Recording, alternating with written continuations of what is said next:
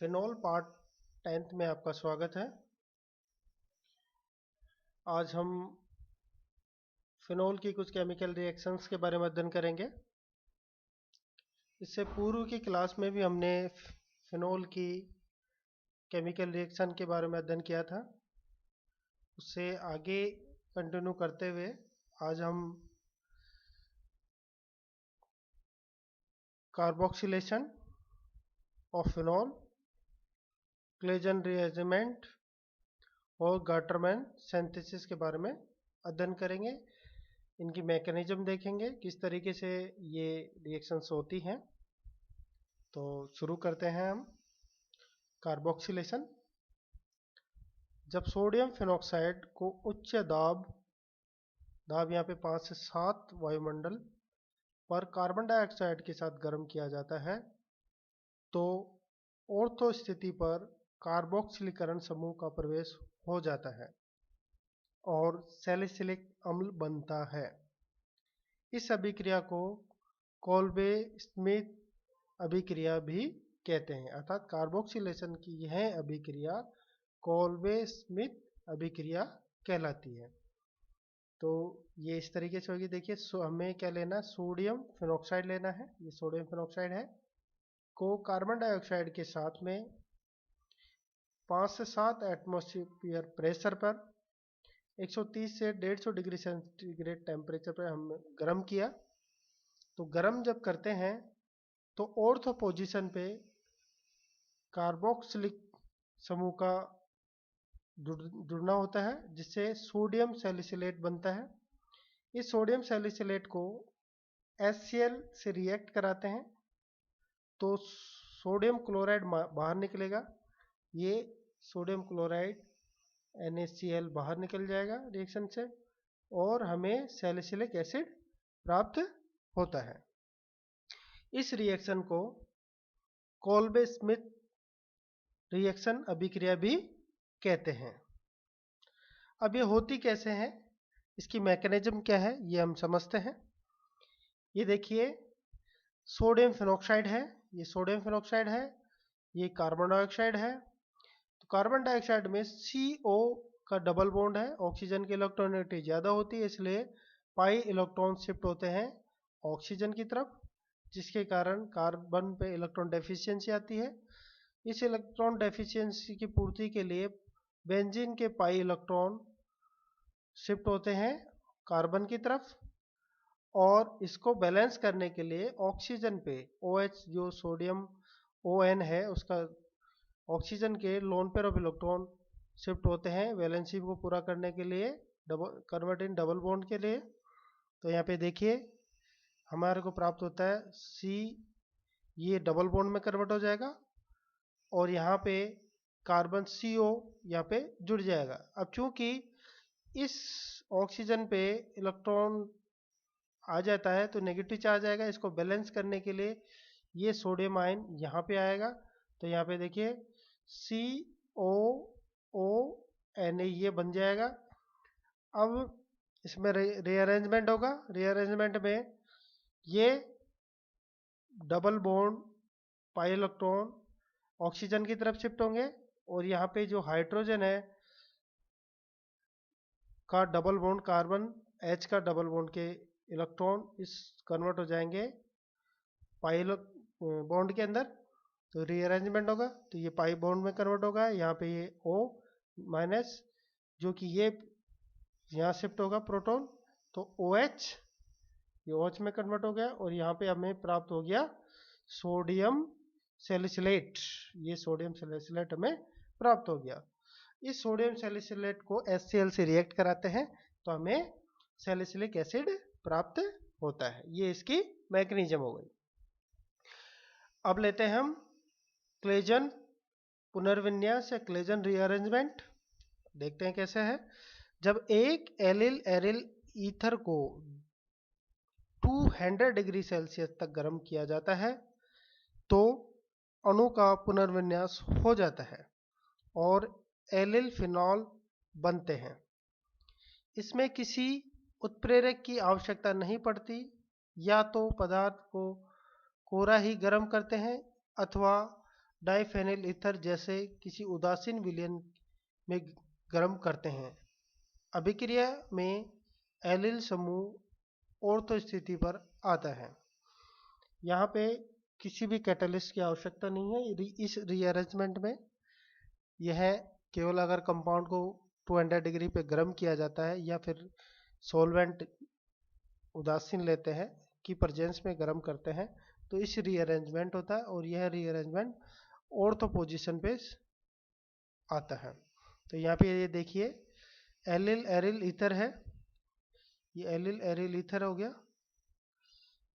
इसको अगर 200 डिग्री पे गर्म किया जाता है तो हमें रीअरेंजमेंट के बाद में ये कंपाउंड हमें प्राप्त होता है, एलिल फिनॉल हमें प्राप्त होता है। अब इसकी मैकेनिज्म से इसके अच्छे से समझते हैं हम। यदि किसी अणु में दोनों ऑर्थो स्थिति भरी हुई हो तो एलिल समूह पैरा पोजीशन। अब यहाँ पे देखिए ये ऑर्थो पोजीशन पे शिफ्ट हो रहा है एलिल समूह।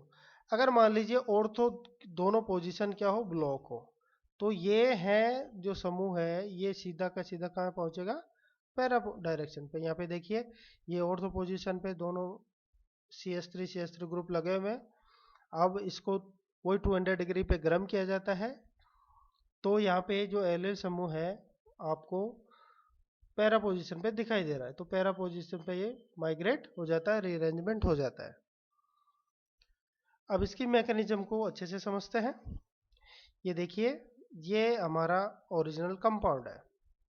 अब यहाँ पे देखिए 1 2 3 यहाँ पे डबल बॉन्ड है, और यहाँ पे ये जो डबल बॉन्ड है ये रीअरेंज होता है। ये देखिए कार्बन 2 और 3 में जो बाई बॉन्ड है वो शिफ्ट होता है कार्बन 1 और 2 पर। ये कार्बन 1 है और ये 2 है, इन दोनों पे शिफ्ट होगा।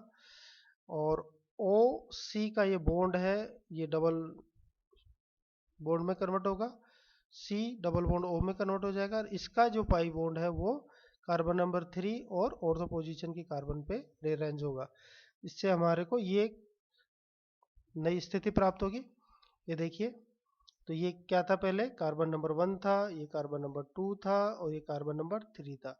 अब यहाँ पे देखिए पहले ये कंपाउंड ये जो ग्रुप है वो कार्बन नंबर 1 से जुड़ा हुआ था, अब ये कार्बन नंबर 3 से जुड़ा हुआ है। अब इसमें फिर से रीअरेंजमेंट होगा, CH बॉन्ड शिफ्ट होगा बेंजीन में, और ये जो डबल बॉन्ड है का जो पाई इलेक्ट्रॉन है वो ऑक्सीजन पे शिफ्ट होगा जिसके द्वारा, और ये H यहाँ पे शिफ्ट हो जाएगा। तो यहाँ पे OH होगा और यहाँ पे ये एलिल समूह कन्वर्ट हो गया। अब यहाँ पे देखिए ये 1 कार्बन था, ये 2 था और ये 3 था। तो यहाँ पे अब यह 3 नंबर कार्बन से इससे जुड़ा होता है। इसकी पुष्टि हो चुकी है। अगर यहाँ पे रेडियो एक्टिव लेते हैं हम कार्बन, इस कार्बन नंबर 3 को अगर रेडियो एक्टिव लेते हैं तो कंपाउंड में जो लास्ट में जो बनने वाला कंपाउंड है उसमें radio active compound benzene ring से जुड़ा हुआ होता है, जिससे ये प्रतीत होता है कि यह रीअरेंजमेंट से कार्बन नंबर 3 से ये जुड़ता है।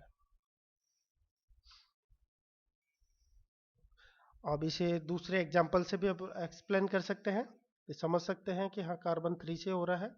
ये देखिए मैं यहाँ पे इस कार्बन पे C2H5 लगा हुआ है, सेम रिएक्शन कराते हैं तो प्रोडक्ट हमें इस तरीके से प्राप्त होता है, ये इस तरीके से, अर्थात C2H5 वाला कार्बन ही बेंजीन रिंग से जुड़ता है, जो इस बात की पुष्टि करता है कि यह रीअरेंजमेंट 1 कार्बन से 2 की तरफ ट्रांसफर होता है।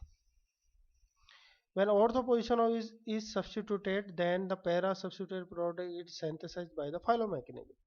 अब मान लीजिए ऑर्थो पोजीशन क्या है, फिल है, ब्लॉक है, तो जो समूह है वो पैरा पोजीशन पे शिफ्ट होता है। तो किस तरीके से होगा देखिए, यहाँ पे ये कंपाउंड है, देखिए ऑर्थो पोजीशन दोनों की ब्लॉक है, तो पहला ये कंपाउंड बनेगा इस तरीके से, ट्रांजिशन संक्रमण अवस्था बनेगी, इसमें देखिए पाई बॉन्ड माइग्रेट हो रहा है जिसके द्वारा कार्बन, देखिए यहाँ पे अगर अपन इसको 1 देते हैं, इसको 2 देते हैं और ये 3 कार्बन है, तो यह ऑर्थो पोजीशन पे 3 कार्बन के द्वारा जुड़ता है। अब चूंकि सब्स्टिट्यूशन के लिए नहीं है, यहाँ पे CH3 ग्रुप को रिमूव करना थोड़ा डिफिकल्ट होता है, इसलिए फर्दर रीअरेंजमेंट होता है। ये फर्दर रीअरेंजमेंट होगा, ये देखिए फर्दर हो रहा है, यहाँ पे ये फर्दर आ रहा है। तो इसमें देखिए ये पहले हमारी ये कार्बन 1 था, ये जो रिएक्टेंट में 2 और ये 3। तो सेकेंड रीअरेंजमेंट में देखिए ये शिफ्ट होता है पैरा पोजीशन पे, ये पाई बॉन्ड शिफ्ट होगा इस कार्बन 1 और 2 के बीच में, और ये बॉन्ड ब्रेक होकर बेंजीन रिंग में शिफ्ट होगा, और ये पाई बॉन्ड और यहाँ पे ये पैरा पोजीशन पे सब्स्टिट्यूट होता है, ये पैरा पोजीशन पे सब्स्टिट्यूट हो जाएगा। अब यहाँ पे देखिए ये 1, ये 2 और ये 3। अब ये देखिए पैरा पोजीशन पे आते आते वापस 1 नंबर कार्बन से जुड़ जाता है। तो पहले 1 से 3 से जुड़ेगा, फिर वापस 1 से ये पैरा पोजीशन पे जुड़ जाता है, और हमें प्राप्त होता है ये कंपाउंड जो कि पैरा पोजीशन से सब्स्टिट्यूट होता है। अब लेते हैं गटरमान सिंथेसिस। किसी फिनोल अथवा फिनोलिक ईथर को यदि HCl अथवा या HCN के मिश्रण के साथ में एल्यूमिनियम क्लोराइड की उपस्थिति में अभिकृत कराया जाए तो एल्डिमीन यौगिक बन जाते हैं, जो जल अपघटित होकर फिनोलिक एल्डिहाइड बना देते हैं। फिनोल को अगर HCl और HCN के साथ रिएक्ट कराए in the presence of AlCl3 तो हमें पैरा हाइड्रोक्सी एल्डिमीन प्राप्त होता है, जिसको हम जल के साथ रिएक्ट कराते हैं तो पैरा हाइड्रोक्सी बेंजल्डिहाइड हमें प्राप्त होता है। ये 2 स्टेप रिएक्शन है। अब इसकी मैकेनिज्म को समझते हैं। मैकेनिज्म में हमने सर्वप्रथम लिया था HCl और HCN, ये दोनों आपस में रिएक्ट करते हैं। रिएक्ट करने के बाद में ClHC डबल बॉन्ड NH बनाएगा। यह कंपाउंड किससे रिएक्ट करेगा? फिनोल से। तो फिनोल की जो पैरा पोजीशन पे H है, ये पैरा पे H है, ये है H, यहाँ इसकी Cl के साथ रिएक्ट करके HCl माइनस हो जाएगा, निकलेगा रिएक्शन में से, और ये CH डबल बॉन्ड NH इससे जुड़ जाता है।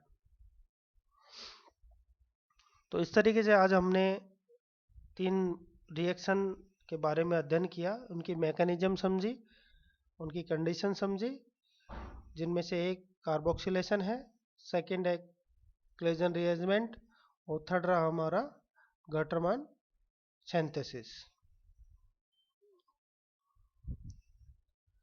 Thank you very much.